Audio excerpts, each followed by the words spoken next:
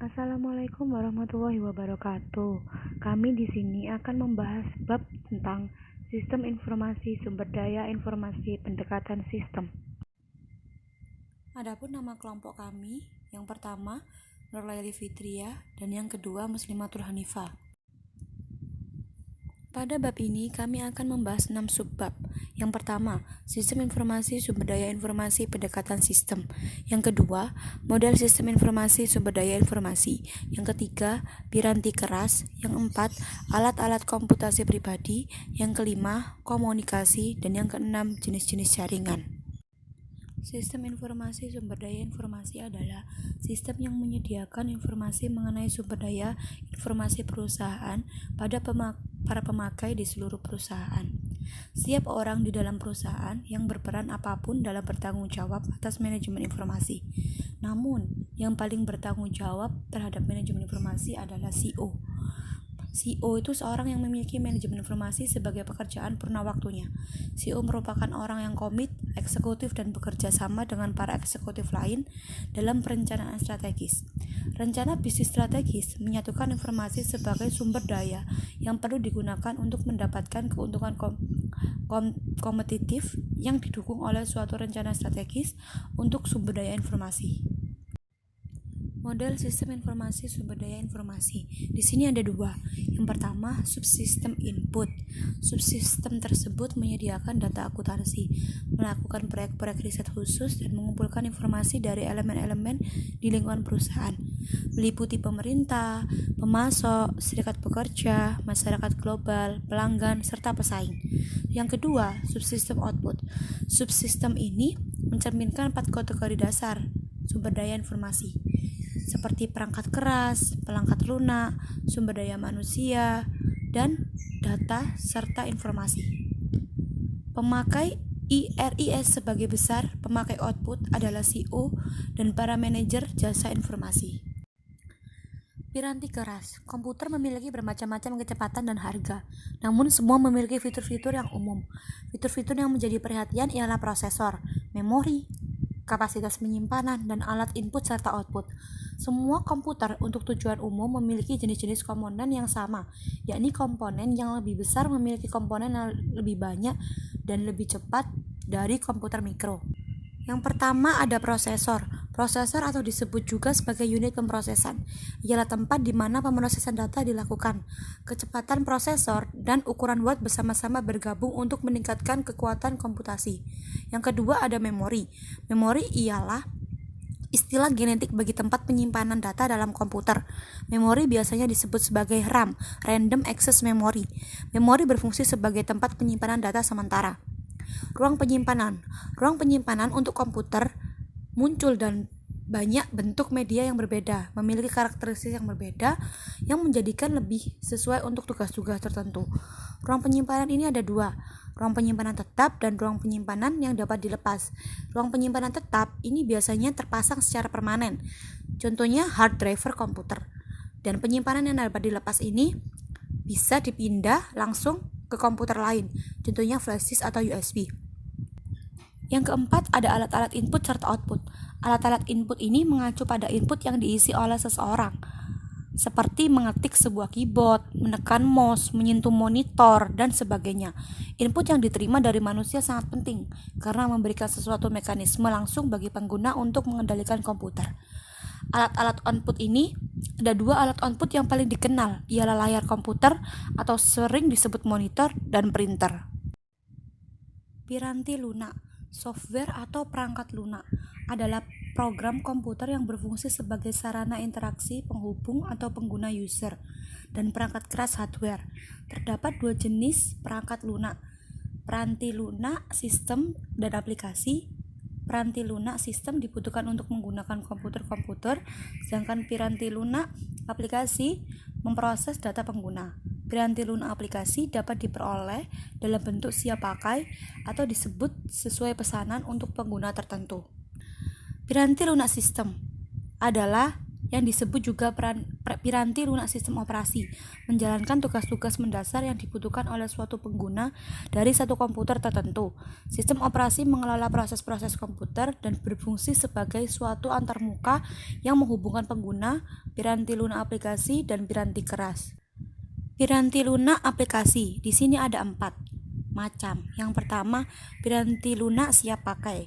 Pengguna hanya perlu menginstal piranti lunak di piranti keras mereka dengan sedikit atau tanpa memodifikasi agar dapat dipergunakan. Piranti lunak aplikasi khusus mungkin memiliki programmer atau sekelompok programmer konsultan sendiri yang menulis piranti lunak untuk memenuhi kebutuhannya. Piranti lunak yang ditulis oleh pengguna. Faktor-faktor yang memudahkan para pengguna akhir membuat aplikasi mereka sendiri adalah kecepatan kapan aplikasi tersebut dibutuhkan. Dan yang terakhir ada peran piranti lunak yang dapat mudah digunakan. Di mana-mana secara tidak langsung dapat diartikan bahwa aplikasi ini telah dibuat begitu sederhana sehingga semua orang dapat menggunakannya. Selanjutnya, alat-alat komputasi pribadi. Komputasi pribadi telah lama dihubung-hubungkan dengan komputer mikro. Bahkan komputer mikro pada awalnya disebut dengan komputer pribadi atau personal komputer. Yang pertama, telepon seluler dengan pesan dan video interaktif. Perusahaan pembuat telepon seluler telah membuat telepon yang menampilkan pesan tulisan dan gambar-gambar berukuran kecil di layar tampilannya serta memiliki fitur yang dapat membantu fungsi-fungsi bisnis. Yang kedua, telepon seluler cerdas atau smartphone dapat mensinkronisasikan seluruh informasi dengan sebuah komputer mikro yang menggunakan protokol telepon seluler digital GSM atau Global System of Mobile Communication. Yang ketiga, jaringan rumah. Jaringan komputer rumah telah sama populer seperti perusahaan TV kabel dan perusahaan telepon yang memasarkan modem untuk koneksi internet broadband sehingga dapat mengakses internet melalui kabel yang membawa sinyal TV. Yang keempat, keamanan komputasi rumah. Selanjutnya, jenis-jenis jaringan. Yang pertama, jaringan area lokal atau Local Area Networks atau LAN yang menggabungkan komputer-komputer yang secara fisik berdekatan seperti berada di dalam suatu ruangan atau di gedung yang sama.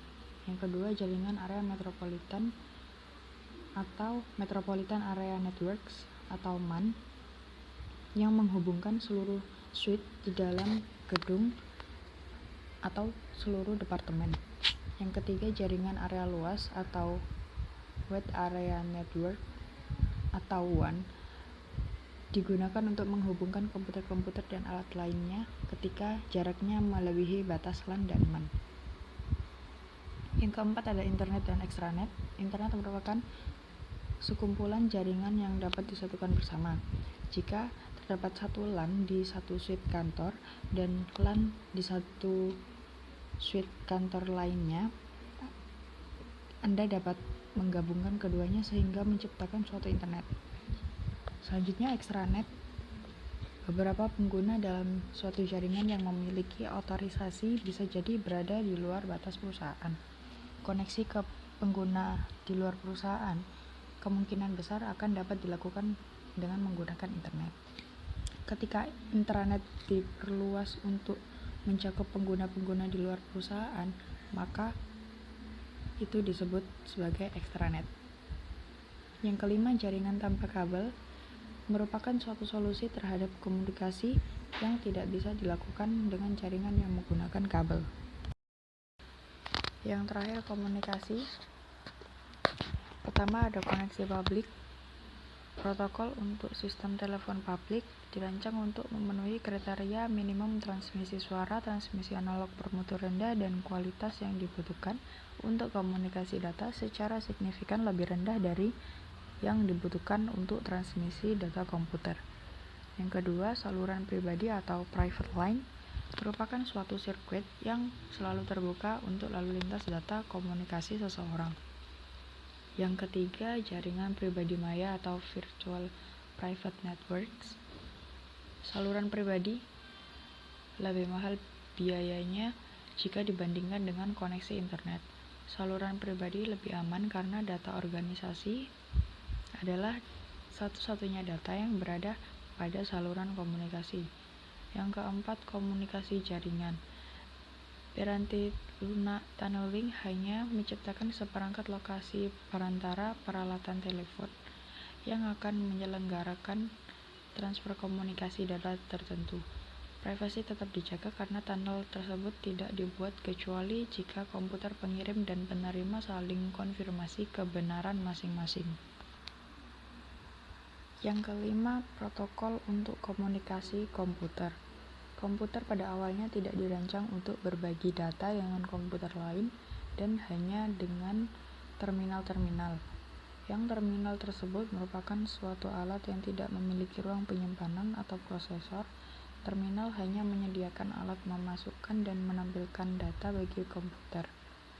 Yang keenam, paket. Paket data adalah satu bagian dari data total yang akan dikomunikasikan digabungkan dengan alamat komputer yang dituju, komputer pengiriman, dan informasi kendali lainnya. Salah satu protokol penggantian paket yang lebih penting adalah Transmission Control Protocol. Yang ketujuh, alamat jaringan internet. Untuk menjalankan paket melalui jaringan, setiap komputer yang menangani paket data harus memiliki suatu alamat IP. Bagian alamat tersebut akan menunjukkan jaringan, host, subjaringan, dan komputer yang sedang dituju. Sekian dari presentasi kami. Terima kasih sudah menonton video ini sampai selesai dan menyimak videonya serta memahami. Terima kasih. Wassalamualaikum warahmatullahi wabarakatuh.